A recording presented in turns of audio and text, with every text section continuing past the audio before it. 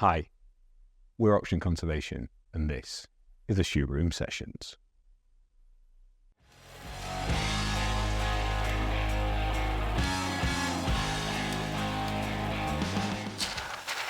Someone once said to me, I had a similar thing, and someone said, it's all right, Rich, swearing works in your accent. And I was like, yeah. Interesting. yeah, is that a compliment? I don't think that's a compliment, is it? No. Dad, do you even think the concept of the environment sector exists? No. Excellent. So Discuss. Wow, that's a big one to hit me straight with.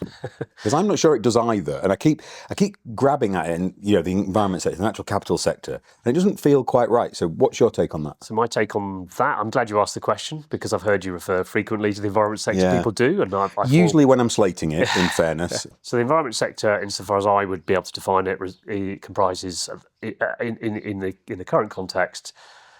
Some really well qualified, highly skilled professional people who care passionately about about nature, but are employed by some really well-established environmental NGOs, household RSPB, brands, Woodland Trust, Wildlife Trust, and some well-established public bodies, Natural England Environment Agency. That is the sector as I think we refer to it today. Yeah.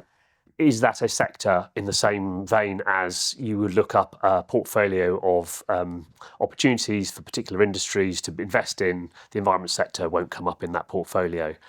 My contention is that the environment sector could become that kind of significant, but to get there, we're going to have to significantly innovate and disrupt the existing models of delivery. And that's fundamentally the opportunity that I think I see for the likes of your organisation. What I'm at is incentivizing change in the private sector, so that the private sector itself can become part of that environment sector. So, my vision is to grow a real sector in environmental restoration. And there's a whole range of skills, new technologies, business models that will need to come to the fore to enable that sector to truly be worthy of its name as a sector. That is fascinating. So you'd like to build it and help, or be part of the process that you're a very humble chap. So you'd be part of the process that builds it and produces it. Whereas I'd quite like to end it. So I'd quite like the terminology not to be required anymore. So, for example, it's a bit like I wrote a piece recently about how I don't think the fact that the moniker ESG is falling away is at all a problem, because we don't need it anymore. You don't need built for digital systems anymore, because it just is. You don't need online optimized or mobile, because it just is. So that's why I'm happy. I think labels and language can be real Trojan horses or help us access concepts. But once they're embedded, they're just gone. So whereas you want to build that environment sector, I want the environment sector as a terminology not to matter anymore, because natural capital is an asset class and it just seamlessly weaves its way into finance. Same outcome, different. I think we're saying the same thing. I completely agree. I think there is nonetheless a new class of skills and technologies and attributes that we need to be growing to scale environmental restoration. I'm talking about the investment we need to make in new approaches to scaling our monitoring, reporting, verification, how we develop projects, how we use new digital technologies to understand better how we can baseline and model environmental delivery. Those are skills that can be embedded across a whole range of different organisations in the public, private and voluntary sectors. So, I think we are saying essentially the same thing. I love it. It's probably a useful opportunity for you to tell people who you are and what you do. Yeah, so I'm a career environmentalist. I have worked through the voluntary, public and private sectors to deliver my why as I see it, which is to make a difference in enabling a fair and efficient transition to a nature positive and net zero economy. I want to play my part in that transition. In my day job, I'm currently managing director of EnTrade, which is a market mechanism. We can talk some more about what it does, but it's been spun out of a water utility, recently established as a company in its own right, in joint venture between Arup and YTL UK. So let's figure out how on earth you got there and where you found your why. So take us back to where you grew up, and don't skimp on the detail. People love the story, so take us from the start and bring us through to today. Yeah, so I mean, in common with many of your guests, I've listened to your podcast series with great interest, and the common theme as we open that early chapter in our career stories tends to be early experiences in early childhood with nature and the natural environment, and that is part of my why. I grew up in South Wales, moved around the country a fair bit, but one of my earliest memories is experiencing a very harsh winter, and in the back garden where we lived, in the nestled at the foot of a mountain, the Brecon Beacons, seeing great spotted woodpeckers, nuthatches coming to the bird table at the age of 5, and that just blew me away. There was something about seeing these quite exotic looking birds coming so close to the lounge window that just captured my imagination. So that led in, as we moved around the country. What did your folks do? My folks. So my father is a civil engineer, career civil engineer, which back in the day took him from place to place. So we moved with him, as tended to be the norm back in that generation. Yeah. Lived couple of years in Sutton Coldfield, where I sustained that interest in birds and nature through experiences in Sutton Park, but then happily moved back to a rural environment in North Wiltshire, and that's where my formative kind of childhood years was experienced. I had my schooling there at a state school. Did you enjoy school? I wouldn't say I enjoyed school per se. I stuck at it and had a reasonable set of GCSEs coming away from it. Yeah. I was quite a shy, quite a nervous boy, and actually that's part of the story. I think for me the need to get into the natural environment and experience nature was a desire for inner peace, mindfulness, that experiencing the solace, I guess, and tranquility that comes with time in natural landscapes. You asked me about my family. The nature thing came from nowhere. That was about me and my my desire for time out and about, and I guess my connection to landscapes and places. But the political interest came from my family. We were a fairly traditional, I guess, liberal middle-class family that spent time around the dinner table talking about politics. Both my parents were reasonably politically active and aware, and that, I guess, instilled in me an interest in current affairs and politics. And it was the bringing together of my interests and passions for the environment with my political passion that has really grounded my why, and as I've discovered a direction in my career, how I've gone about developing my career. When I hear about conversations like that, or people who had really dynamic, challenging early conversations, or their parents that were in businesses and things like that, I'm just so envious. I'm like, oh, I would have learned so much at an early stage, and I've had to play catch up since then. So it sounds like a vibrant debate at the dinner table. Yeah, there was a lot of that. I was politically active as a young man, and what does that mean in reality? Well, I was a member of a political party when I was 16, briefly actually, because part of my story is I'm not somebody who. I'm passionate about making a difference and seeing politics improve people's lives and improve our environment.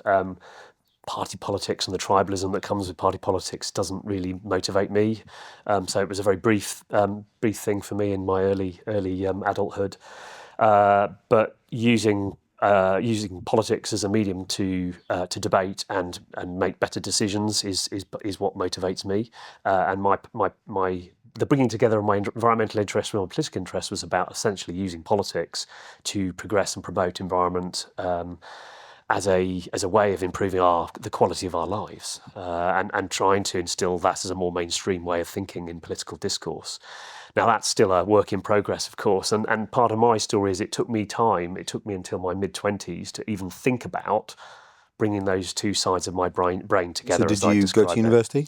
Yeah, so I went on to university. So the sort of the early, just to conclude on the sort of early stages of my early adulthood, lots of cycling, and I became very passionate and quite nerdy actually about birds in particular. So I fell into that kind of, it's not unusual for men of my generation who have developed an interest in nature to go particularly hard on birds and bird watching. Do you have a theory as to why? Well, I think for me it was actually. I mean, maybe I'm on the spectrum somewhere. I think a number of people probably that tends to be the norm in the birding community. But I think it was about me needing to find a space where I could find myself, I think, to a degree, and it took me to places that that got me off the beaten track and experienced other parts of the world as a result of the interest. So I think it was about me exploring my place in the world, actually, and giving me a comfortable place to retreat into, where there was a community, where there was a common kind of language, and it was giving me something to be really focused and expert in. Interestingly, I mean, it came to a natural conclusion. It was short-lived in my case. I spent a bit of time travelling. When I graduated with a degree in politics from the University of Sheffield, I didn't have any clear sense of direction as to what I wanted to do with my life. I had an opportunity to begin some work with an overseas natural history tour company. I'd done some recceing of Eastern Europe.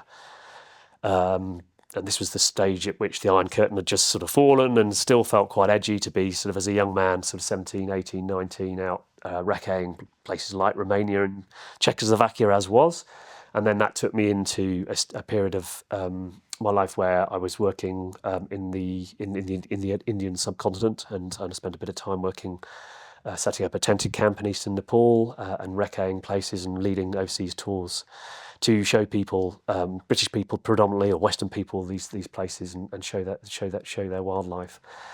But that slowly drifted into a connection back to my interest in improving the environment and in nature conservation. So as I started to travel, I realised that my interest in wildlife could get me those kinds of gigs. I went out to Northwest Frontier Province in Pakistan with BirdLife International, spent a winter out there surveying a very remote part of Northwest Frontier Province, which would be probably post 2001 would be a place that I would not go near, actually, as a British citizen, a white British citizen. And then wound up in Fair Isle, a little island between Shetland and Orkney, where I was an assistant warden on Fair Isle Bird Observatory. And at that point, I'd kind of got to the kind of zenith of my birding career as such, and I got it out of my system. That's a place where, you know, you're kind of your traditional bird nerds have always seen as a kind of bit of a mecca. And 9 months on a very isolated island in Shetland kind of got it out of my system and led me to. So how old are you at this point? So I'm 25 at this point, and I was increasingly anxious about my lack of clear direction. And so I started looking for more conventional contracts with conservation organisations at the RSPB. Initially, I spent 6 months working in Northern Ireland, studying curlews and just classic kind of research project. I spent a summer on the Hebrides. I mean, these, in many ways, I look back and think, well, you know, they were the best jobs I ever had. You know, I mean, the RSPB, they gave me a license to go and catch corncrakes, a car, the equipment to go and take sound recordings and measure them, and you know, go away and catch as many corncrakes as you can.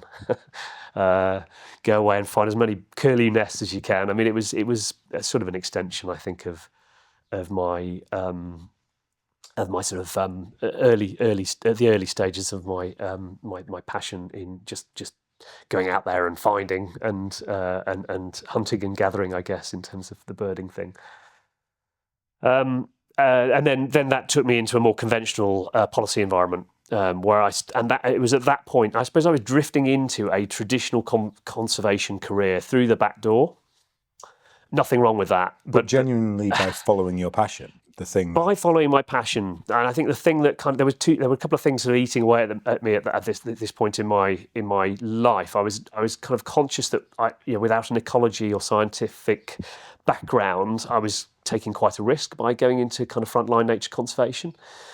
And secondly, it didn't feel like necessarily the best use of my skills, and the political interest was still there at the back of my in my conscience, the back of my mind. And I think the crossroads in my career and the point at which I finally realised I could bring these two sides of my brain together was the opportunity to go and do a year's work-based master's degree in sustainable development with an organisation, a charity that had just been created, Forum for the Future, which had been created by Jonathan Porritt and Sarah Parkin, who was the leader of the Green Party in the late 80s. Sarah's brainchild was the Forum for the Future scholarship programme. I was the second cohort through the programme, and the idea was it was taking aspiring young leaders through a very fast-track, intense process of development by giving them placements in different sectors of society. And it was accredited with a master's from Middlesex University. So was that a process you had to apply to? It was we were very, very lucky. I mean, it was it was a competitive process, but there was a bursary attached to it, and Forum had raised money, and I mean, they ran the programme for many years. And what do you think they saw in you to give you a place on that? The passion for the natural environment was probably something that stood out, and the desire to make a change and to see the world through a system lens, I think, was part of what they were picking up on. At the time, I was living in Scotland, and they were looking for people from across the UK. So I'm sure that probably gave me an edge because I wasn't bringing anything particularly diverse to the mix of people they were selecting from.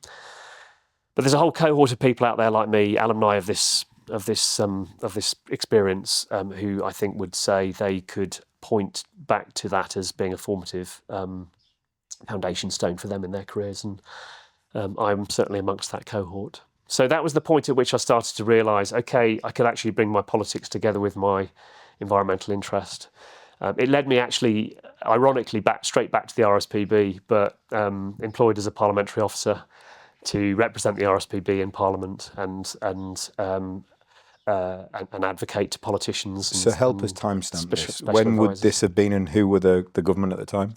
So this was the late 90s, early 2000s. So first chapter New of Labour. Blair. Yeah.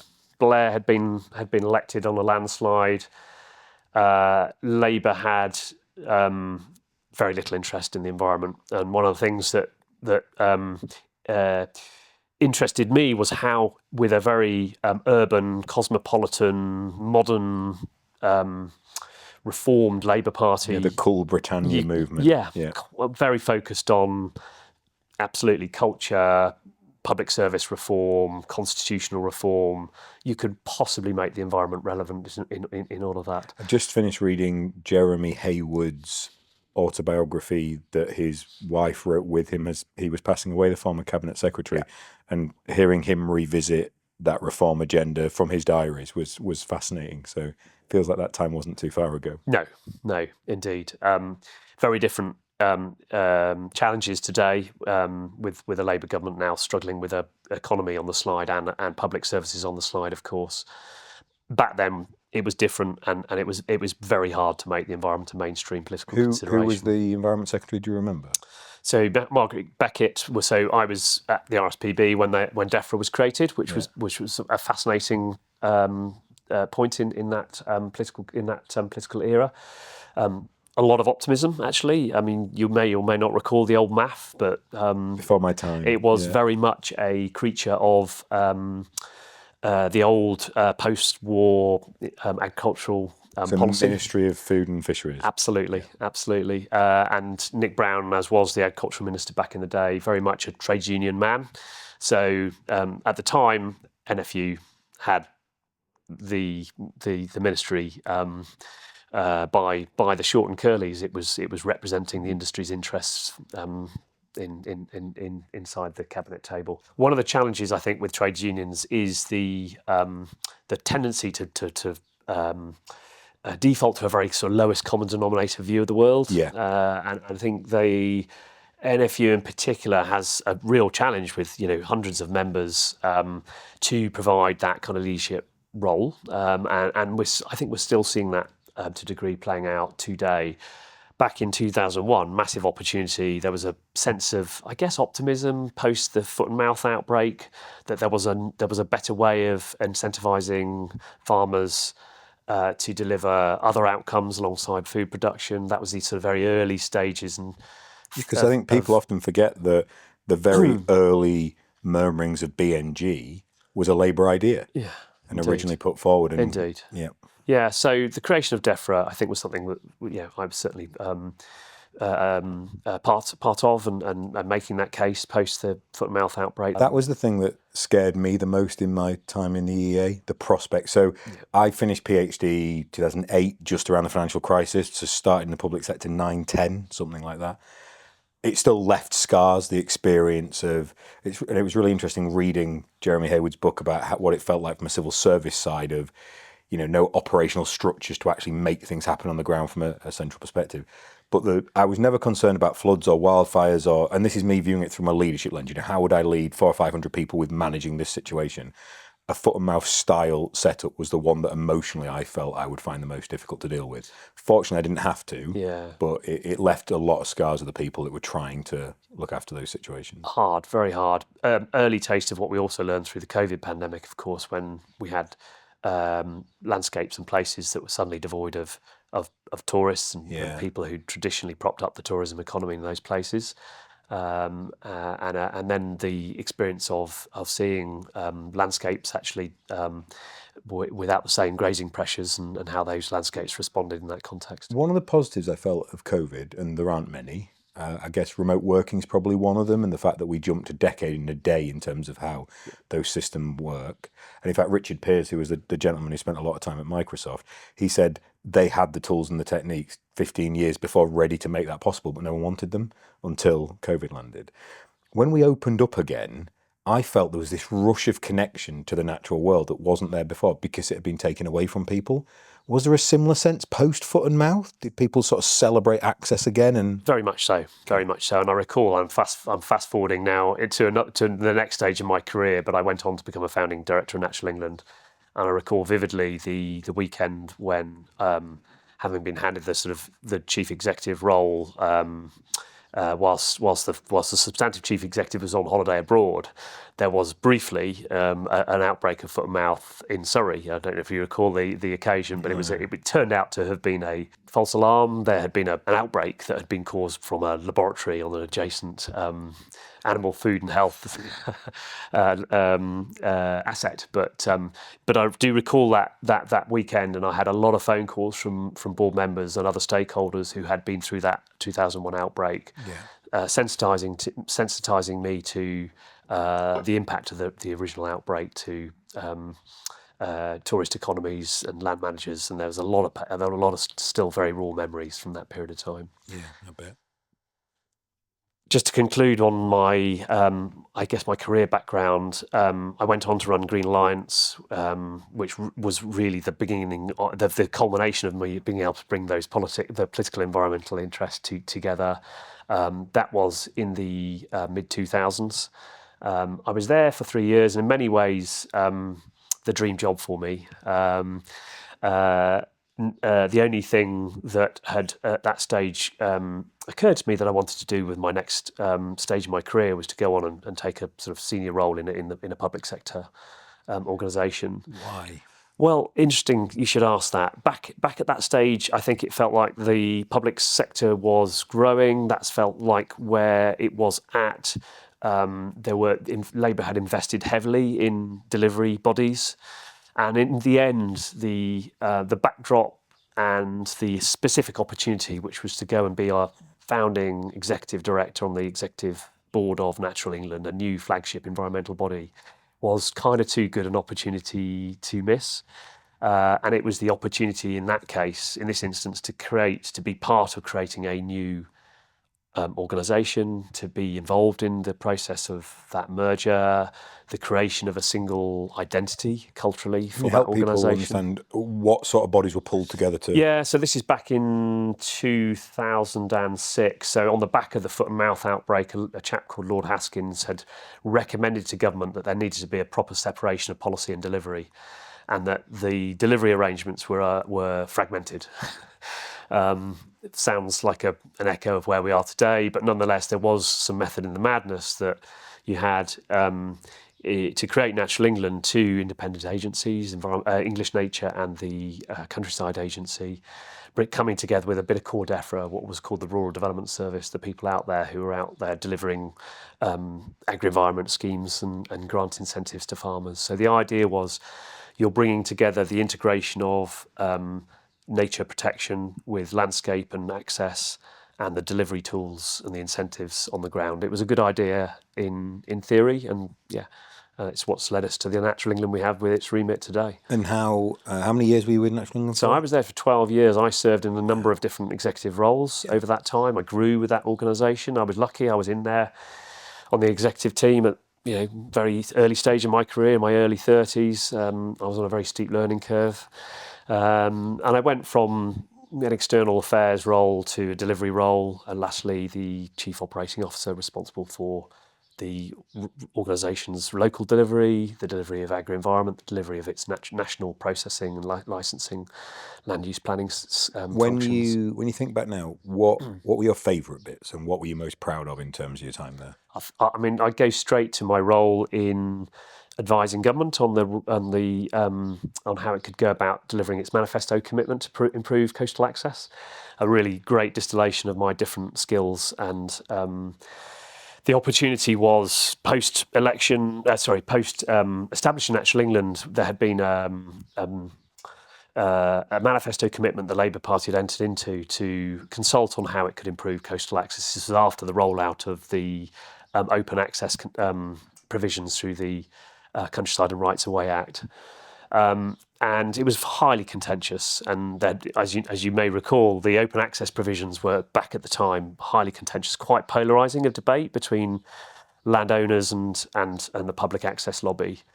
The opportunity was to come up with a solution that was less polarising, and also looked at the integration of the drivers for better access, better protection of the environment around our coast, to enable people to experience the coastal environment in a way that gave them just more than just access to the beach. And we came up with a solution in dialogue with stakeholders. So we co-designed a solution. It was scalable. Behind it was the idea of the this coastal buffer that could be that would retreat as coastal erosion took effect. And within that coastal buffer, there was an opportunity for land managers, farmers to enhance that coastal strip. But that vision for a path, the length of the English coastline, was, I think, a really inspirational vision. And in the end, as a result of the work I did to persuade the Labour government to embed those provisions in the Marine and Coastal Access Act, I sold a vision for taking what was quite a technocratic piece of legislation, which unlocked the opportunity to designate a whole range of new coastal marine conservation zones and coastal protection. But the idea that you could embed in that a provision which was much more about enabling people to enjoy and appreciate for themselves the coastal environment they bought. And I love how much that still makes you smile now. It's great. So I'm looking forward to seeing the day when the All England coastal path is finally completed. I played a small part in that. What did you find the most challenging or frustrating aspects of the roles? Yeah, in many ways, the answer to that question is then what led me to move myself on. And I think, Natural England was created as I mentioned with with a high expectation of the ability to bring together a regulatory remit with the tools to incentivise land use change, positive land use change, and primarily the agri-environment scheme. Back in the day, it was the flagship environmental stewardship scheme. And a lot of effort was invested in thinking about how that scheme could be targeted to best effect. Lots of good work being done on the ground by people as Natural England was vested to target those schemes at the right farmers in the right places. And I saw over time how the gap, I guess, between that ambition, that expectation, and the reality of how those incentives worked in practice on the ground. And as I saw a second wave of agri-environment being designed and another all too predictable wave of challenges around designing the right controls, designing the IT system to enable the farmers to access the schemes came through. And that's not an insignificant project. That's millions of pounds worth of investment. It's a massive program, but it became under the Common Agricultural Policy, it became a kind of 7-year kind of predictable cycle of high expectations leading to, flawed scheme design and over-engineering of schemes, leading ultimately to dashed expectations. It gets fixed within the cycle. The scheme's better and good enough, and at that point you reset and go again. So that experience, I guess, to come back to your question, that experience of seeing these well-intentioned... Because you'd seen the whole cycle, hadn't you, in your time? Because you were there long enough to see that go then come again. Exactly that.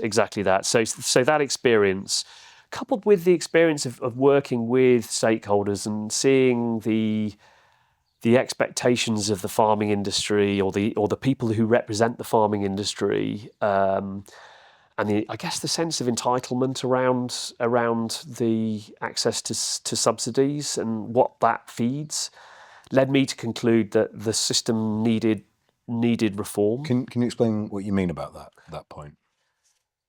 I mean, I think the challenge we've got is we've got now a farming industry which has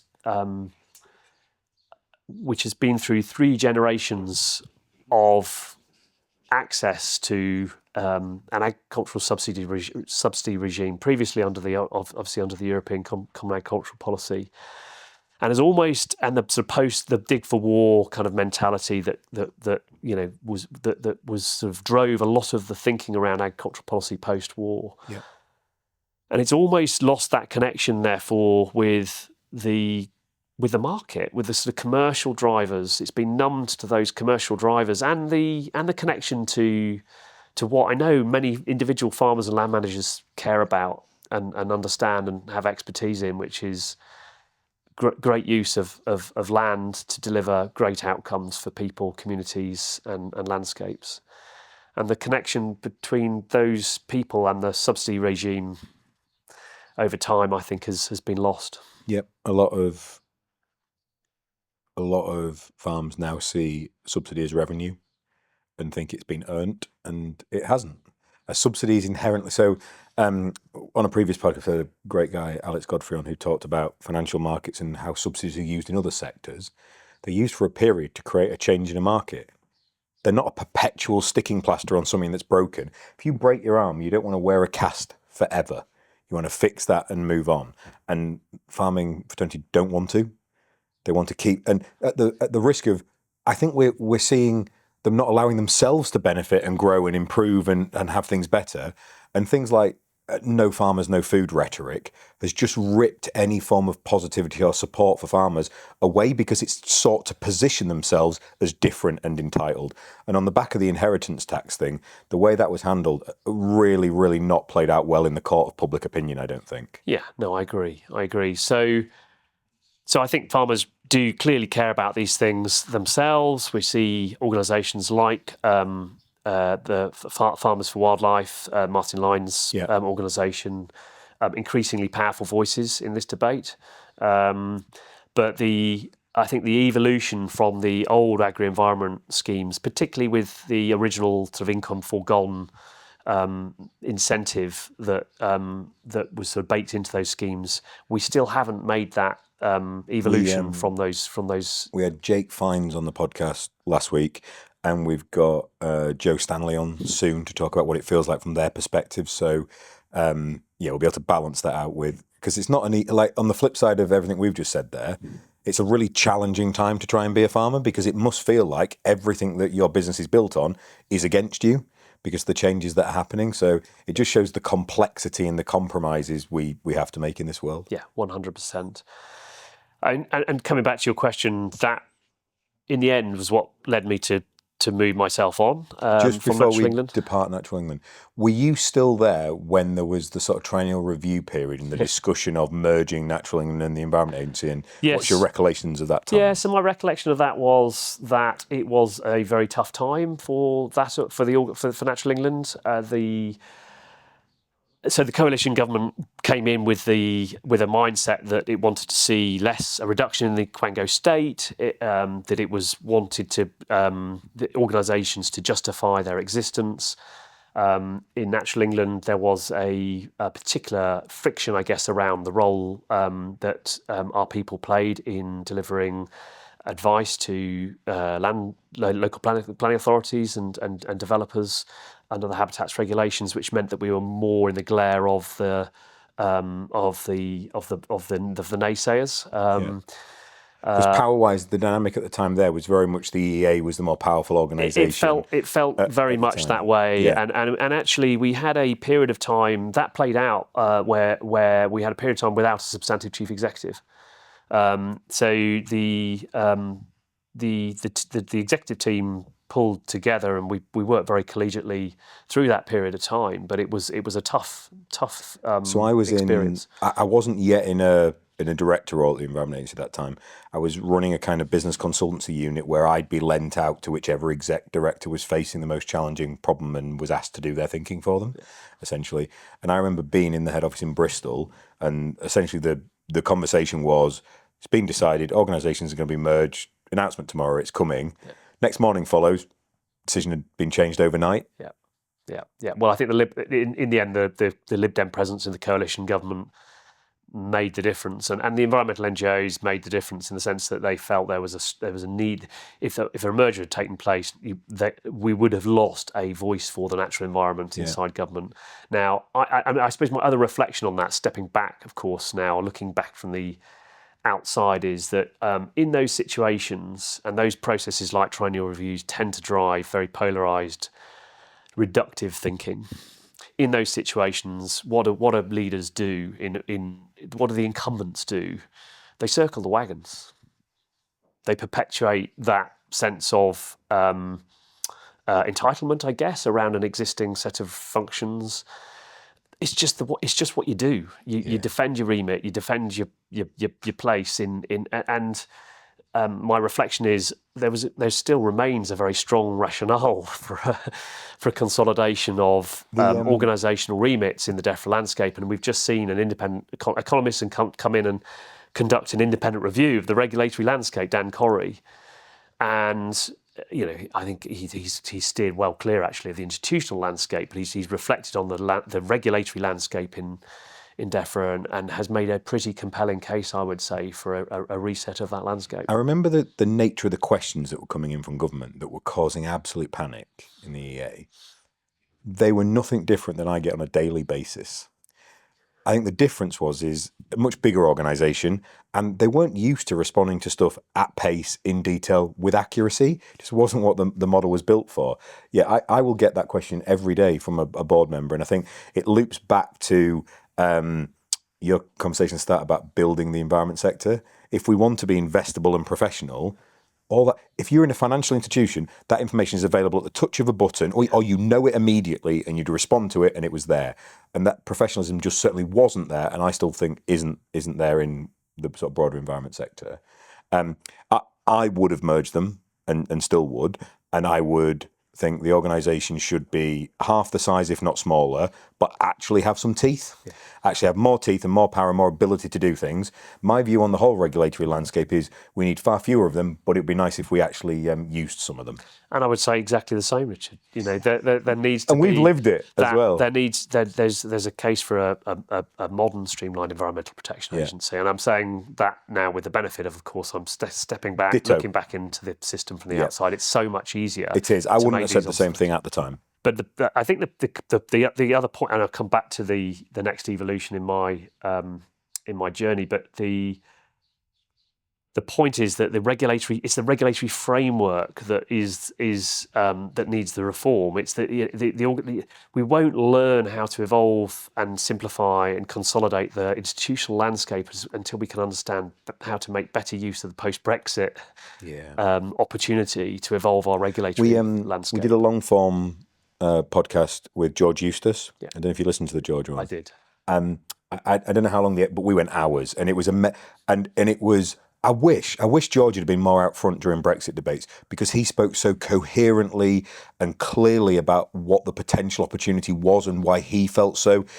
It had nothing to do with, racism and bigotry and anything that was plastered on the front of the tabloids. It was all about literally how to make a better environment and process and the systems thinking. Such a sophisticated approach to it. So shout out to George's episode. I thought he was excellent. He was brilliant. I really enjoyed his interview, and I had a really cathartic coffee with him a couple of weeks back where we shared a similar set of reflections. Love it. It's like the Survivors group. Yeah, and the other interesting aspect of that interview was, he's a Brexiteer, of course, unashamedly, but the candour still around the recognition that part of the nervousness about evolving our regulatory landscape outside of Europe was the role of the important role of the European Commission and the ability to go to the ECJ to hold a member state to account, and how in the absence of that we instill ambition in a government when they're always beholden to these short-term electoral cycles. So he's absolutely right about that, of course, but neither is it right that we hang on to the status quo, because I think what we've got is a regulatory framework which reflects 2 or 3 decades of transposing EU directives and increasing attention to the process by which those directives are implemented, and in particular the de-risking the role of the decision maker and the regulator in that process, rather than de-risking the role of the regulated. It goes back to this is a John Elkington quote. Who I've started my own John Elkington fan club, and you're trying to run a 21st century economy on a 13th century operating system. 100%. 100%. And you've got several million people. I'm leaving the NHS aside from this because I've never worked in it other than being very grateful for what it's done for me and my family. So leaving the NHS aside, the rest of the civil service is principally there to stop change happening. Like I literally had permanent secretary. Our job is to make sure things don't change quickly, and if they do, let's slow it down a bit more. Yeah, indeed. Yeah, so that's what the machine does. It is, yeah. And people don't understand that unless they've lived it or watched Yes Minister back to back to back. Do you ever catch yourself feeling like you're in one of those episodes? I remember when I was in meetings and I was like, Can other people hear this? Like, am I mad? Like when you get told up is down or left is right, or it was it was like living Yes. I describe it as living Yes Minister without the comedy. Yeah, Yes Minister, and all too often the thick of it. Yeah, right. Yeah, that's true. Final point I'll make on the public sector stuff is, boy, has Tony Juniper done a job. So pre-Tony, when I stepped away from the public sector, Natural England had years and years of budget cuts to the point whereby I had an area manager for them in my office asking if he could take some paper with him because he couldn't purchase paper. Like literally crying on my shoulder because that was the level of budgetary cuts. And now, and from a time when the Environment Agency was very much in the ascendancy because of flood money and things like that, Tony's role in terms of putting a spotlight on Natural England, what an incredible job. And not in the absence of personal attacks on him because he's an environmentalist. He stood there in an environmentalist T-shirt going, people go, that guy's an environmentalist.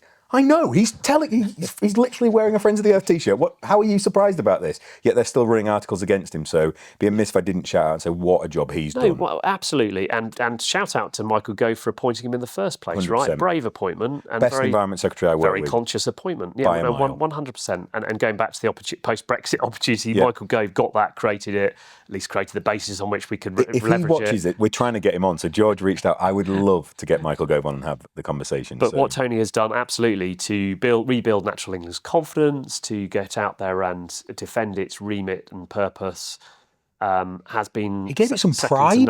He was like, have 100%. Pride in your convictions about the environment, and he had some bravery and some honesty. And I think the fact that we're now facing a Planning and Infrastructure Bill Part 3 that will, if it goes through, will plough a load of additional money into Natural England. I think that's a bad thing. I think that will just increase bureaucracy and slow things down. Yeah. However, from where Tony's sat, that's a hell of a job. And if I was in natural 100%. England, I'd be proud of him. Yeah, no, I concur completely. But we need to come back to the planning bill. We will. Okay, so let's take us when you first. How quickly between you going, do you know what, I'm ready for the next chapter, and you actually stepping away? What was that period of time look like? Probably longer than it should have been, Rich, if I'm honest. Verbatim, that's the phrase every single person who talks about that says. Right. Yeah. So break that down for us a I little. mean, it's a stage in my life when I was, by then I'd married, I'd got young children, and responsibilities. You're thinking about your responsibilities. A stable public sector, senior public sector job feels like the right place to be at that stage. I found it quite. You were a bit further on in your career than I was when I departed, and certainly had more of a breadth of experience because I'd come straight PhD into the EA, and I had 16 jobs in 9 years. So I was just like bang, bang, bang, bang, bang.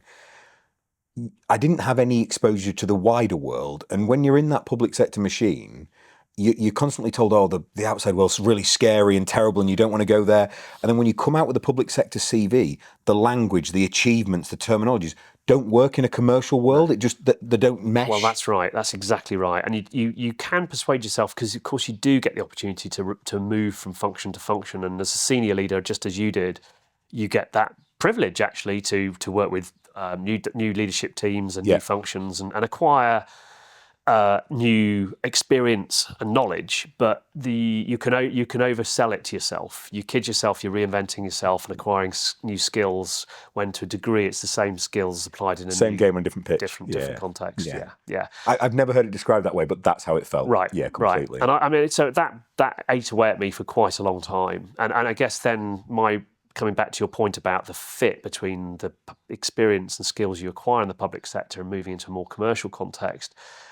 What was starting to eat away at me was the recognition that the opportunity to deliver my why really lay in the ability to incentivise the private sector differently, and how with a track record, without any commercial track record, with a career that comprised exclusively of experience in the environmental NGO world and the public sector. You'd never sold a pound. You'd never you'd managed big budgets and a large number of people, but no commercial. I'd run charities and I'd rebuilt their funding, and I knew I was commercial. I'd done stuff that was commercial, but how without that explicitly commercial track record, without having managed a P&L, do I move myself on in that mid-career stage into the private sector? So that's what led me to then look at regulated utilities, because that felt like the only way I could make that move. And that was a logical. We saw that quite a lot, didn't we? There's a logical career path of the. I often remember reading when an organisation experiences a recruitment freeze, which happened all the time during our time. That's the equivalent of writing every one of your employees' name on a wall behind you. The better they are, the bigger you write the name and throw a dart over your head. Because the ones that are the most talented have the ability to depart. And we saw lots of really talented people, like the acting chief exec at the Environment Agency stepped away to a water company. Lots of people did in that route because it made logical sense. The language was the same. That's right. It's right. I mean, it's referred, I think, disparagingly to as a revolving door now in the context of some of the challenges of the water sector. But nonetheless, it's a natural thing to do. They're complementary skills. You have experience of regulating a sector. You understand that sector. So that led me to looking. It's no different from someone moving from the Premiership to the La Liga or Serie A. It's like equivalent, slightly different salary band. Indeed. I had a look around. I wanted to look before I moved. It led me to do a placement at Wessex Water. They were one of the better, more progressive, much better run water companies in the south of England, where I'd chosen to make my family home. And that's a big part of it too. So how old were your kids at this point? Yeah, so they were young. They were still primary school. Yeah. That's a big people. I think when you were earlier in your career. So we moved a lot when it was just my wife and I. And I'm one of my things is people often ask about the sacrifices you make to run a business or to found a company, and I often comment, it's not necessarily your sacrifices that are the ones that are made. If you ask a partner to move and follow you and give up their support system, and it just gets harder with children, and that balance between you can take a chance on moving for a role if you're on your own or if it's just you and your partner, but if you're also moving the children out of school, that's a lot of pressure. I think that's right. I think it's possibly something that just distinguishes the two of us, actually, Rich. My experience of being moved around as a child, I think I've worked out it's subliminally become something that's a red line for me. That's really interesting. Yeah. And I wasn't conscious of that, but it has become something that has definitely limited me, actually, in terms of my career development. Yeah. But that need to, just having put some roots down, give my children the stability. So does that area, is that home to you now, the Wessex area? That feels. Well, I live outside the Wessex area, actually, but I live in the south of England, in Hampshire, and that has become home. We've put roots down there. I've seen my boys now through to secondary school. My eldest is 16, about to go and do his A-levels, and we're not budging. I don't have an affiliation with a place, so I don't have a place that I call home. Yeah. You know, some people love. I'm closest to Worcester, and people are really passionate about Worcester as a place. Like, our head of environment adores it. My home is where Helen and the kids are. Outside of that, I'm agnostic because I travel so much, and sometimes I catch myself because I don't feel that draw to a place. Yeah. But equally, we've made it a feature of the business. So I travel a lot, and whilst I haven't spent and grown a connection to one place, I've seen lots. So it's a breadth rather than a depth. Well, it was a pin of the map thing for me and my wife in the end. We were living in southwest London. We had a small flat, 2-year-old. We couldn't afford to upgrade locally, so it was an hour out on the train. Hampshire, that'll do. Quality of life, state schools are good connections, and there we've remained. Happy wife, happy life. Yeah, exactly. So the placement gave me an opportunity to take a look, and I badged it and undertook it as an opportunity to role model industry exchange, actually, within Natural England. Was that how you actually filed it in your head? No, entirely, actually. And I actually came back and wrote a report for the executive team on the experience and what I felt we could learn as an organisation, having looked at back at Natural England through the lens of a regulated. Can you remember water now utility. what you enjoyed the most about that different experience? About the placement, it was just getting a little taste of something that was a bit more commercial. I mean, a water utility is still a long way from a really truly commercial environment, but it felt very different to the environment I'd been. And was there anything you missed about Natural England while you were away at that point? I mean, there was a month out. During that month, I think we hit a farm payments crisis, and my team had to handle that in my absence. And I returned, I think, on the 2nd of January to a phone call with the permanent secretary, and straight back to welcome back. So I think, it's a rhetorical answer to your question. Excellent. I understood. So having taken a look at Wessex, I discovered my focus in Wessex was very much, show me how, as a water company, you can innovate and do things differently and better to deliver your regulated obligations for the environment. And in doing so, make a better contribution to nature. That was the lens. That was almost the exam question I went in to answer. And they've done some good stuff. They've as a company, they've been more actively involved in working with farmers and NGOs in their catchments, partly by necessity, because they had a very rural series of catchments and owned small, highly distributed assets that it didn't make it cost effective to focus on as the basis on which they were improving water quality. And as a result, they, particularly in one catchment in Dorset, in the Poole Harbour catchment, they'd really, over a 15, 20-year period, evolved a really strong collaborative relationship with the farming industry there to take to promote better farming practices, take them on a journey from early awareness raising, voluntary incentives, to a fully fledged scheme. I think that's probably around about the first time I heard the term catchment-based approach. Right. Can you break that down for people? So the catchment-based approach is about, a catchment is clearly how the water drains off the land. It's about the geography that a water company obviously thinks about the world through. The catchment-based approach is fundamentally about moving away from thinking about the bottom end of the catchment, and in particular from a water company perspective, its assets, its treatment works, its sewage treatment works, its water supply works, and actually thinking about how it can influence the outcomes it's delivering by working upstream of those assets. So moving away from an exclusive focus on precise engineered grey infrastructure solutions, as we describe them, to a much more collaborative approach to working with a whole range of stakeholders, actually, but clearly the people that manage and own the land come at the very top of that hierarchy. I think when we go back on these lovely nostalgic trips, there's like, for every idea like that catches the zeitgeist for a year or two or three, there's 20 that didn't. Ideas, suggestions that just get pushed away.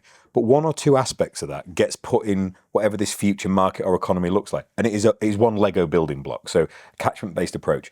We'd now think about holistic land management. We'd think about others paying for elements of it, the interconnectivity of this. Without the concept of a catchment-based approach, you don't get to BNG, you don't get to water trading, things like that. But you don't know without looking back where we've collected all these little bits and pieces.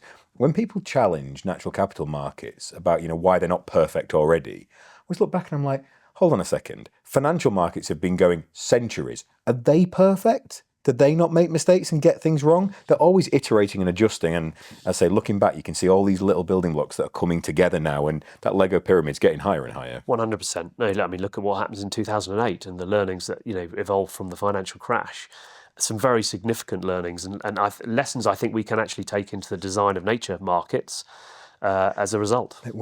Just imagine when we're sat here, or actually it'll be these guys sat here and replacing us in the chairs, they'll be talking about the equivalent of credit default swaps for carbon credits. We will make that same mistake. There will be an insurance against the failure, a traded insurance product against the failure to deliver an environmental obligation. Yeah. And people will think it's wonderful and then invent a product and then that system will fall. Yeah, and wearing my EnTrade hat, the separation of the fees you pay for a product from the separation of the fees you pay for a service, absolutely intrinsic to how we've thought about the role of an intermediary, a market intermediary, in managing a nature market. So you've returned to natural England, still with the itch of, okay, there's something more here now. Yeah.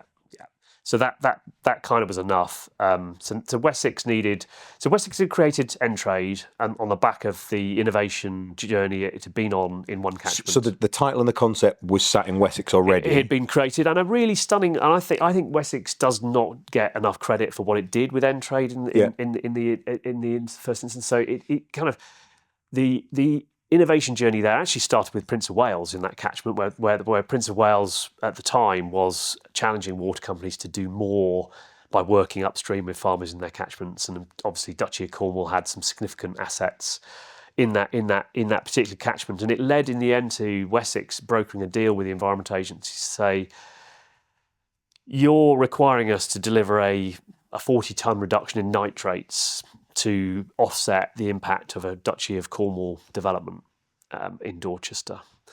Let's take that 40-ton requirement, and instead of building that piece of kit at the Dorchester treatment works, why don't we look at that 40-ton reduction and see how we can incentivise farmers to deliver that through different land use practices. It's as simple as that. And of course, you've got one buyer, Wessex, collaborating with a group of sellers, suppliers, farmers, supplying pretty simple projects in this case, cover crops, arable reversion, and it's a market. It's the early stages of a market, which led Wessex then to creating EnTrade. They discovered that in a one buyer to multiple supplier collaboration, there's scope for running a market, using a market mechanism. They use a reverse auction, which is an obvious tool to use in that context. And they innovated and they created a platform, which was a super neat piece of innovation. It was utilising the modelling that Wessex had done over 10 or 15 years to understand how different land use practices in different parts of the catchment could reduce the nitrate leaching. And the tool enabled the farmers to bid and understand in real time the efficacy of their bids in delivering that nitrate reduction. So it was natty. It was natty. And what timestamp this for people? What year? So this was in the 2015 to 2020 asset management period. So early in the consideration. Yeah. So the world in the water industry clearly is all about these, as you know, Rich, it is all about these 5-yearly the AMP periods, price cycles, the AMP periods. So it's in that 15 to 20 asset management period. So Wessex looked at me and said, "Well, we've got the beginnings of something here," and it was just the early stages of people starting to think about a natural capital approach. Michael Gove just taken office in DEFRA. There was a big conversation about public funding for public goods. I think Michael Gove had a real vision for what he wanted to see. He did it too well, didn't he? He made the job too big and was making it a mainline role, so they moved him aside. Well, and we should talk about ELMS, because I think the way he created the original trials and test program was all about going out and saying, well, how do we create this market? How do we use public funding to best effect to catalyse this market? It's not what we've got in the scheme we have today, but it could be. That's where we need to be going. To continue the Michael Gove love fest, so I'm not suggesting for a second he's perfect by any stretch, and his political decisions and posturing and knife wielding in elections is interesting. But worked with a lot of Secretary of States. The only one I saw who ever genuinely listened to understand. Literally everyone he would meet, he would listen to take their point on board, not wait to just give a prepared line, or in the case of Liz Truss and Theresa Coffey, just ignore them completely and walk past them or spout some completely incoherent rubbish. Yeah, absolutely. I really enjoyed working. And he challenged the water companies. He challenged the water companies to demonstrate they could deliver in the public interest. It wasn't like the water companies didn't have warning. Yeah, absolutely. So you were approached by Wessex Water at this point? So Wessex, I mean, it was a classic. Right, you've got a skill set we need. We have something here. We have an innovative market mechanism. They'd already set it up as an independent entity. So they'd sat it in a little business unit externally from the water services company. They'd got obviously a platform around it. They'd branded it. You come here because there's a market mechanism we could see could be the beginning of a new market. And this is about creating the future of how the water industry could be incentivised differently. But we recognise we need somebody who can come in with the skills to help demonstrate to policy and regulation how to create that market. So we won't bore listeners with how jobs work in the public sector, but coming from a very unusual recruitment-based environment, how did it feel to be headhunted for something like that? Unique for me. There was a expectation that I'd grown used to, that you go into these processes with the sort of tried and tested headhunter, or in the public sector, the competency-based interview. It's ludicrous. Yeah. The game. So for those of you who games you rock up and tell a structured story in loads of different ways. The decision's already made about who they're hiring, but you're made to do this song and dance because we've got to be seen to be doing the right thing. It's a totally different mindset. So the mindset is, we've got something here. You prove you could come here and fit. You need to demonstrate you are that square peg in that square hole, as opposed to, we've got this person here with this skill set here. We've got an opportunity. How do we define this opportunity to enable this person to come in? How do they make that even more exciting than what we thought? Oh, no. Yeah. The reason I asked the question is, when I came out of the public sector, it took an amazing organisation called Sanctus to see that potential in me, and they had to help me become more commercial and teach me how to take one skill set to another. And in a world where you had to fight and justify your existence in your current job regularly, to be headhunted was a real change for me. And so shout out to Sean, Pete and Al, thank you. Appreciate you all. 100%. And David Elliott, for me, David was the director who hired me. He had a remit, a free-ranging remit, and again, credit actually to Colin Skellett, who was the chief executive of Wessex Water, as was. Now, my boss, group chief executive of YTL UK, the shareholder that owns Wessex, David had a remit effectively to go out there and innovate and look at how you could create new markets on the edge of the capabilities and the functions that you can have in a water company, and I think that points to where water companies could be doing much more to innovate. Actually, that was his remit, and he brought me in that spirit. Amazing. Yeah. We've stepped away from the public sector, and we are now in the EnTrade world. So, talk us through that process. What does that look like, and what are we doing today? So it's been a very long story of innovation. Longer than I would have liked, longer than I imagined. At the outset, my vision was creating a high integrity marketplace to enable funding. Was that need for high integrity clear from day one? Yes, it was. It was always crystal clear for me. And the vision, very simplistically, was you've got public funding going into this place to deliver nature restoration.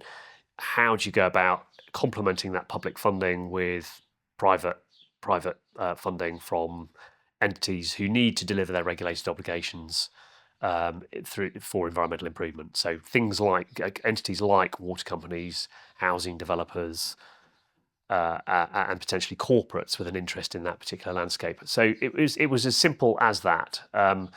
Naively, I thought it was about building on the platform that I inherited to deliver that value proposition. 7 long years later, I know a lot more. I'm older and wiser, and I know that market design is not a simple process.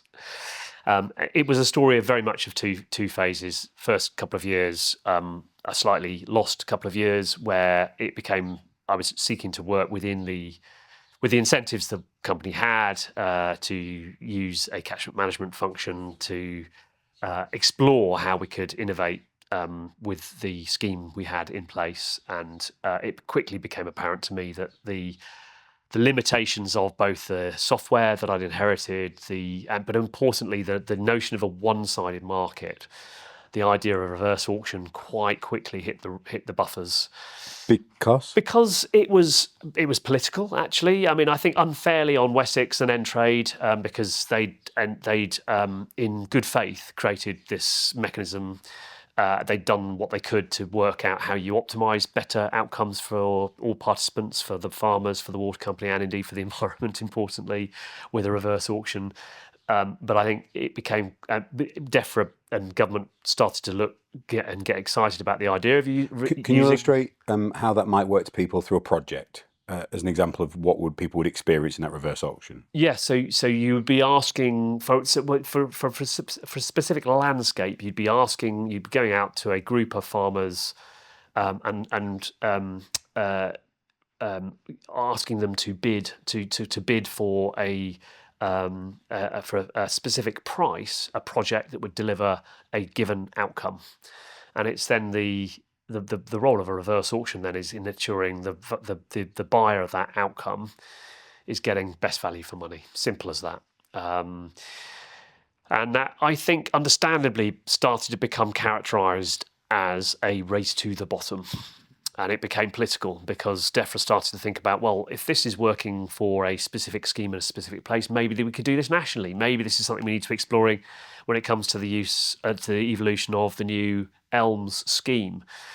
So it quickly became apparent to me that the idea of evolving a one-sided market was not a runner for some good and some political reasons. So that led us Could it be resold in that scenario? So did the mechanism allow landowner A to say, I will deliver you that outcome, receive funding, and sell the delivery of it onto a third party who would do it? Conceivably, but my conclusion was if you wanted something that could be scaled and was going to build trust and confidence with the farming industry, we had to start again. I don't think there's elements of what you originally built that I think are quite exciting still. And actually, we see tenders come out now, and we're not in the business of selling a commodity product. So the carbon credits we have. So this podcast will come out after our public announcement, but next week at London Climate Week, we will announce the sale of the highest value nature-based carbon credit that's ever been done, £125 a tonne at PIU level. We're not racing to the bottom of anything. Right. However, there are people who are calling for millions of tonnes of carbon, and they do want that. They do want that mechanism still, and I think there is a place for that. So how did you evolve your platform? Yeah, so I think two things happened. First of all, I came to this view that this was not going to be a scalable proposition, and at the same time, of course, we've hit 2020 and COVID happened, and that gave me that ability to take stock and reset, and importantly, the online working gave me the ability to work across the globe. Suddenly, the whole world was working differently. Yeah. And I was able to reach out to partners and stakeholders across the globe to understand how you could evolve the idea of a marketplace. So I set about on two fronts. I set about a journey to work bottom up by demonstrating what a two-sided high integrity marketplace for nature recovery would look like, and then top down, as I'd describe it, to work with national policy and regulation to argue for the policy changes, the regulatory changes that could enable those markets to be scaled. And it led us to creating a coalition of organisations to recommend to government a series of policy developments that would enable government to scale those markets.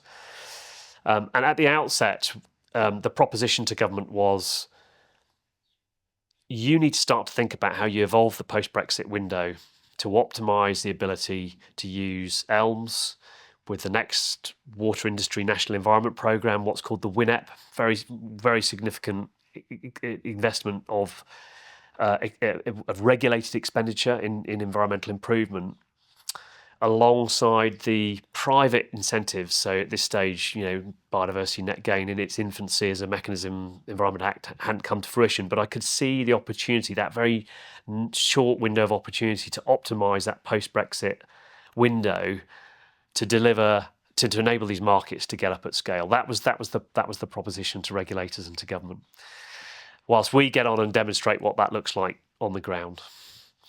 And it's been a long and tortuous process, but as a result of that innovation, we now do have a market model that works. We've evolved EnTrade from where it started to where it is today, which is essentially a central counterparty. It provides a role in bringing together land managers and farmers who want to supply nature-based projects with businesses who want to acquire the credits that arise that are generated by the environmental services delivered by those projects. And do they purely relate to carbon and BNG? They don't. We haven't gone anywhere near carbon yet, as Rich, because for reasons I can come to. But for the time being, we're working solely with the regulated drivers for those credits, which is nutrient mitigation and biodiversity net gain. Yeah, and the reason for that is those are the two approved standards that the mechanism we've created, the Environmental Markets Board, has approved to use in our pilot markets. And coming to your point on carbon, we want to, for the time being, to focus on the local benefits that these markets can generate, and the conflation of a local benefit with a global commodity in carbon is quite a hard one to deal with in terms of how you deal with that in terms of regulation. So that's what's got us to what we've got to today. And have we now put live transactions and trades through the system? Yeah. So in 2023, we worked on the bottom up. We worked in two catchments. We chose catchments very consciously as the geography that we thought would be the best environment to test these markets. In one context, we worked with a couple of wildlife trusts to create a market in the Bristol Avon. And the Wildlife Trust secured a grant from government. Our proposition to government, which was to say, you go out, you could see this window of opportunity, you go and create 10 or 12 investment scale projects where mechanisms like EnTrade, it wouldn't be exclusive to EnTrade, but mechanisms like EnTrade could be used to de-risk public funding, to test how regulation could evolve, fell largely on deaf ears, sadly, but it did lead to the creation. Do you have a thesis as to why? I just don't think government has the bandwidth to take on board. Well, there's a couple of things there, actually. I mean, there's the bandwidth thing, and we were a small outfit, and even with my connections and networks, it's still very hard to cut through. This is in the middle of the first lockdown. Yeah. So there's that playing out. I think the other thing we could perhaps come back to was the I guess it's about the behaviour of the. I think it's about how organisations behave in these situations, and the tendency for organisations to fight for organisational survival at the expense, I think, of thinking about how we can optimise the environment to the benefit of the outcomes. And I think, sadly, and I understand why it played out at this point in time, because organisations like environmental NGOs were on their uppers. Yeah. Legacies were draining away. They were having to make significant job cuts. Well, and it's the role of the CEOs there to fight for those organisations and it those comes people. back to my reflections earlier. That's what you do. That's what you do. I did it. I would have fought to keep stuff in the EA when I was there. 100%. So it's how do you project over that? And part of this is about me and my makeup, which is about I see the system, I look at the system as a whole. I am an idealist. I can see how that system could be reconfigured to deliver far better outcomes. And what we still haven't got right is how that system works to deliver environmental improvement. We've got the foundations in place. You've had people like Richard Benwell through this room talking about the Environment Act, and very significant advances have been made. We have legally binding targets to deliver environmental improvement. We have an environmental improvement plan, which is intended to bring those targets together. Your reference to Rich is an interesting one, because I think whilst he would like to improve an environment, he wants it to be improved in the exact system and structures that currently exist, and he's wedded to protecting those. So it almost weds the only thing we can have in that model is a slower decline. Whereas we need different system structures. We need to build the environment sector you opened by describing to have the ability to make significant changes, improvements. If we can't be regenerative, we're just slowing the rate of decay. 100%. So how do we take the architecture we've got and pivot to a new system? Now, the foundations are in place. We have the Agricultural Act, we have the Climate Change Act, we have the Environment Act. So that we've got the legally binding targets. We've got to move to using public funding for public goods. But we know that will be insufficient to deliver the nature restoration and to deliver those environmental. And then we go sod it and put a planning and infrastructure bill in place and say just write a check and forget about the environment. Indeed. I mean, look at this globally, right? We have a £700 billion gap to finance to restore nature. I think that's an underestimate. I also think so. That sentence is so decadent to the environmentalists. So that sentence in a real world would say there's a 700 billion investment opportunity that will return 3 trillion. And this is what the environment sector doesn't do. It says, you need to give us 700 billion and stops talking. It doesn't say, would you like 3 trillion? Then give us 700 billion. They don't believe in a return. Like I saw a statement yesterday about the government are going to invest 100 million of water company fines in projects. No, they're not. They're going to give 100 million pounds to charities and NGOs to do things. That's not an investment. We don't even speak the right language. 100%. So how do we go from the paradigm we're into the paradigm you and I are describing? And that's what I was looking at back in 2020, actually, was, okay, there's this... And were you in the same spot mentally in 2020 as you are now? Yeah, broadly? no, yeah, 100%. So it was about how there's a lot of rhetoric out there. There was a growing sense of optimism around private investment being the kind of being part of the solution. Michael Gove had done his bit to unlock that. Actually, he created the Council for Sustainable Business. The 25-year environment plan talked very explicitly about private investment in nature recovery. We had the targets in place. We had the started getting the companies popping up. You were working on your stuff. Highlands Rewilding had popped up and bought their first couple of estates. Nattergal had started to buy. We came in 2021, so it started to become. That's right. That's exactly right. So my interest, the exam question I was trying to ask at that stage in terms of what I was doing nationally was, what is the barrier to unlocking that private investment? What is the barrier to getting that return on that opportunity you've just described?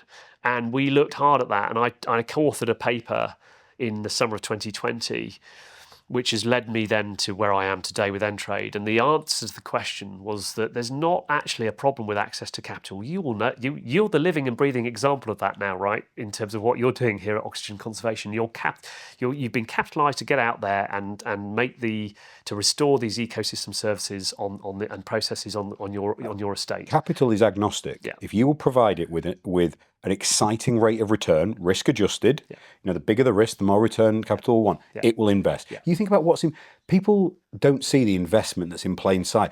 The wristwatch you have on your hand, the phone in your pocket, cameras that are recording these podcasts, industrial estates, houses, everything is invested in because it offers a return. The environment sector's never tried. It's never tried to offer a return. So access to capital is not the problem.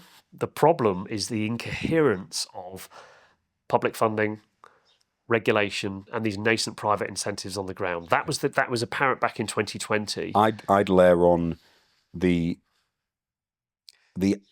almost a sector that didn't want to consider investment as a concept and wasn't prepared to work in a way largely that was professional enough to manage money. Like I love the charitable trust, and they've done so many incredible things. But if they said to you, can we manage your personal money for you and we're going to give you a return, you'd say no. Because if you want to speak to your investment manager, they pick up the phone when you call. They don't say, oh, we don't work on a Friday afternoon. Yeah. So we're left with a regulatory environment that is not creating the scale of pipeline. That's a great point. The liquidity, the clarity, by which I mean it's the clarity about who is required to pay for what over a given period of time, or indeed the certainty.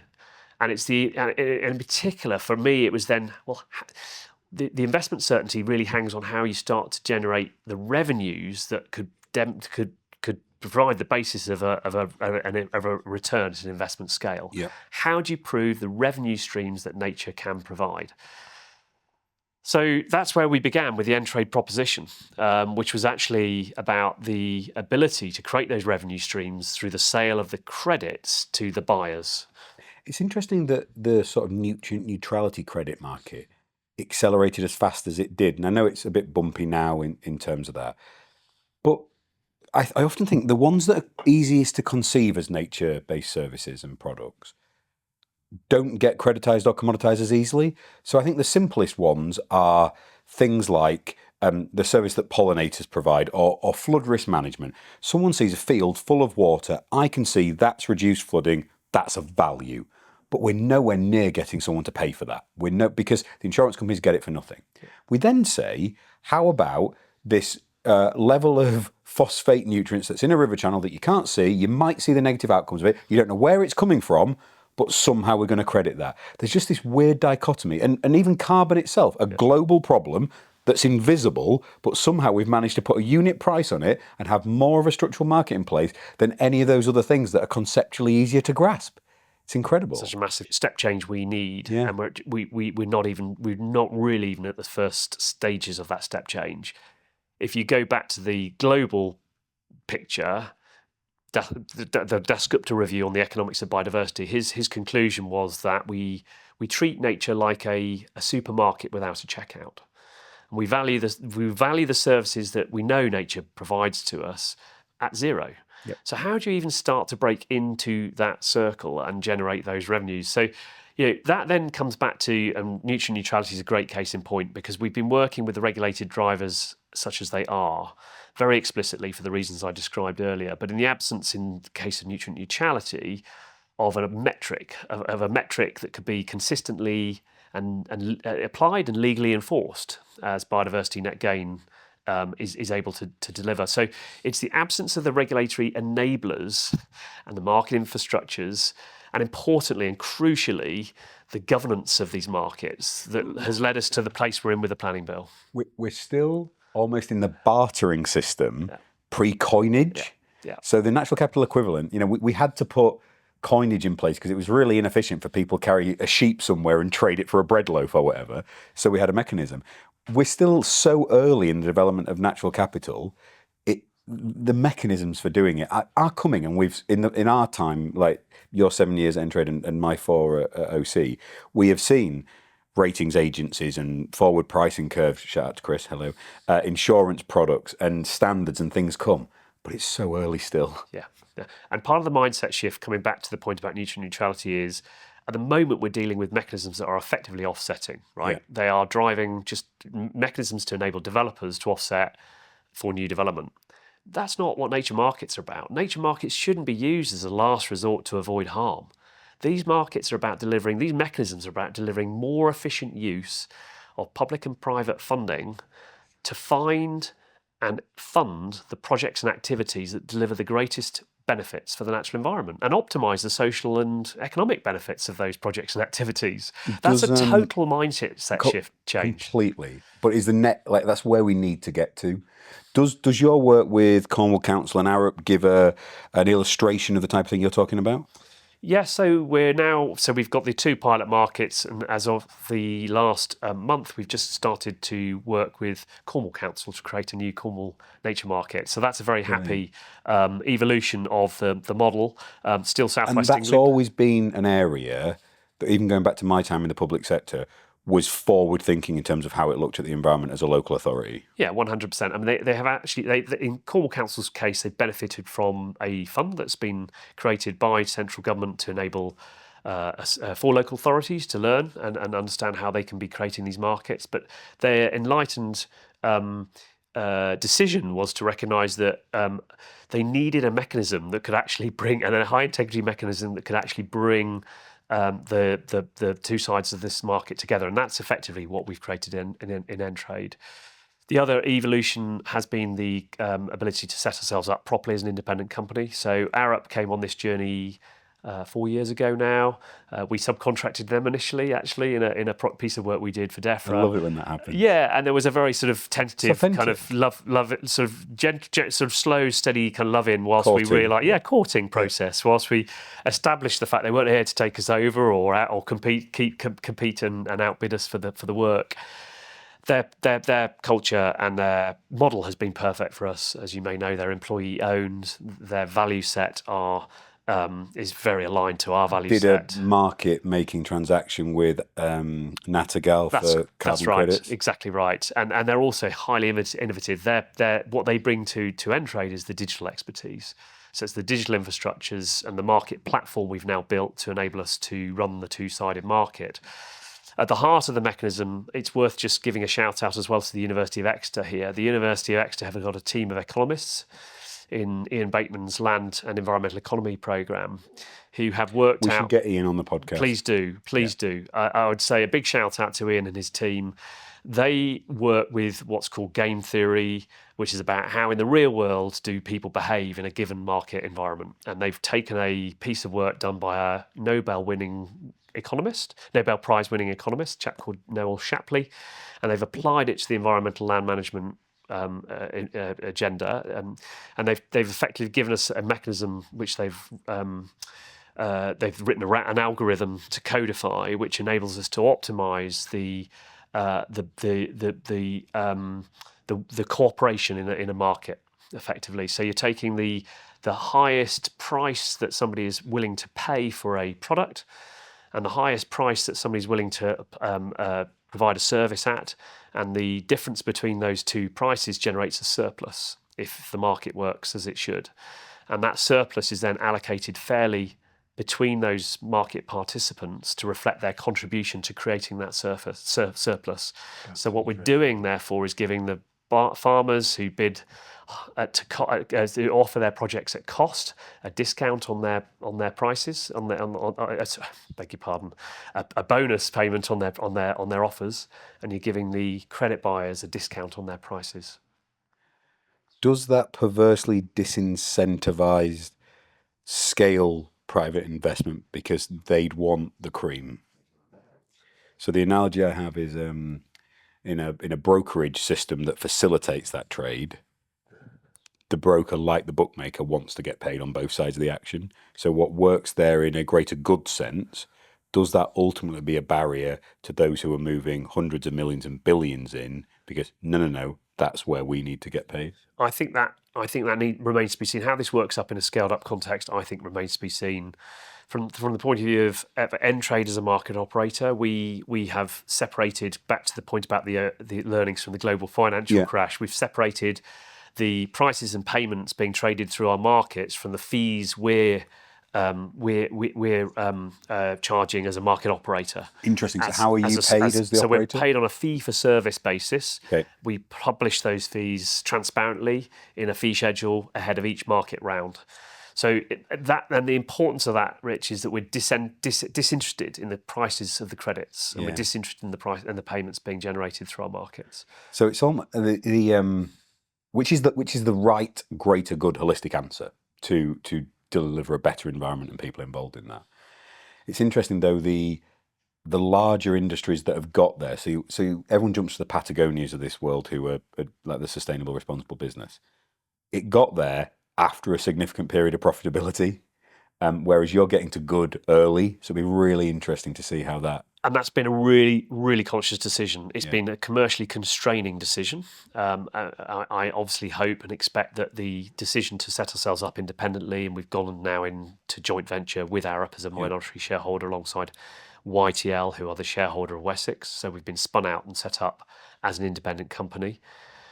I hope that decision will enable us to scale, but we've very explicitly focused on building a high integrity business model, and we've created a mechanism to govern our market operations in the absence of what government needs to do, which is creating the regulatory environment where we can be properly authorised and where there are legally enforceable metrics and standards that we can be audited against. In the absence of that, we have created what we would say is a high standard in what market integrity should look like. Have you spoken to Bevis Watts, who's just departing Trade about this? So Bevis and I have talked on and off for a long time about the regulatory environment for nature recovery. He's doing some fantastic thinking about what that might look like. And I'm looking forward to seeing what happens with for Bevis in life after Triodos, because I think he will bring that pedigree in finance and in nature recovery and that independence of thought, which we really need to see. Yeah, I'm excited about that too. It's been slow and steady inside government, and too slow for my liking. We brought together a coalition of around 300 independent experts back in 2023 to publish what I would still say is the blueprint for how government could be accelerating the design, operation and governance of these markets. We now have the Nature Markets Framework, which was a companion piece to the Green Finance Strategy when that was updated in its last gestation. But it has been very slow to get government to the place where it recognises that these markets will not establish themselves through voluntary action by the private sector alone. So having designed that high integrity model and the high integrity governance that goes with it, we're looking to government now to establish the regulatory drivers and the independent governance that will build the confidence in what we're doing and enable us to scale. You've got some incredibly precious IP there, because there's often a Joe Rogan segue on the Shoot Room sessions, but he was describing in a podcast with Jimmy Carr, who... you ever seen Jimmy Carr out of character when he's talking long form on a podcast? No. The guy's a genius. Right. Which I often find the way about comedians, because if you think about how fast they have to process information to do what they do and recall and stuff, legitimate great thinker, like he'd be a philosopher if he wasn't a comedian. And they say there's lots of, in the US right now, a lot of rhetoric about immigration and things. Like, why, instead of stopping people coming here, why don't we export our ways of working? If people like how we live so much, let's help them build the cultures and the economies and the ways that are here in their countries as well. Yeah. And you've got an IP there that's incredibly precious in terms of how these markets should operate as they build up and scale. They're going to be deliverable across the globe. There's so much potential there. And that's back to where we started in 2020. And I think the opportunity is still there for the UK to leverage its strengths in finance and in regulation to demonstrate what good looks like in how these nature markets can be regulated and governed, and to roll that out. And that becomes a part of the post-Brexit dividend for the UK. I'm glad that government has now just published a call for evidence to look at how the private sector could play a greater part in delivering nature recovery, and I'm hoping that we see very rapid response to that call for evidence from government now in putting in place the regulatory environment that will enable these markets to scale up. Gabe, been incredibly generous with your time. We've covered so much, and it's been a walk down memory lane for both of us. What is the one question I haven't asked you wish I had? So I tend to look back, and my frame of reference is often on what I've learned, I guess, from the mistakes and the failures in my career, as well, I guess, as the things I've done well and I've experienced from others. So I probably would have asked what I'd do differently if I had the benefit of hindsight. So come on and take us there. What looking back now, what would you do differently? So, I mean, looking right back to where I started as a callow 21-year-old, graduating with a politics degree, I probably would have done the thing that everything inside me was telling me and screaming at me not to do, which was back in that generation. There was this thing called the milk round, where the big corporates and the big management consultancies would get the graduates and put them through their top drawer graduate training schemes and enable them to progress and develop. And I probably would. I feel like I've done my career backwards. I probably, with the benefit of hindsight, would have started with that pedigree development in the commercial and private sector, and then taken that learning, however far I'd advanced in that environment, and taken that learning and applied it to my environmental passion and interest. I do feel I'm kind of having now to learn many of those skills on the fly. The skills in finance, the language in the private sector is a very different language, and I would have benefited from having started with that fast track development at the start of my career. Is that the advice you're going to give your boys? So, funnily enough, I mean, I'm of the view that I should really resist putting any expectations on them through my own lens. But my 16-year-old boy is talking about becoming a lawyer. I think he's heard me talking about the influence of lawyers in the world I inhabit, and the degree to which lawyers and economists seem to run the world, and he sees that as a way of kind of run our business. Quite a broad-based way of going into business and acquiring a skill set in deal making, in contracting, in raising finance that he can apply in any walk of life. I mean, he's a keen rugby player. He wants to go into sports science, sports business, potentially with that law degree. But I guess there's something he's subliminally picking up in some of my frustrations about what may have been had I done things differently. I think on behalf of the whole developing environment sector, we're very glad you took the route you did. So, thank you so much for coming. It's been an absolute pleasure. We appreciate you. Thank you. Thank you, Rich.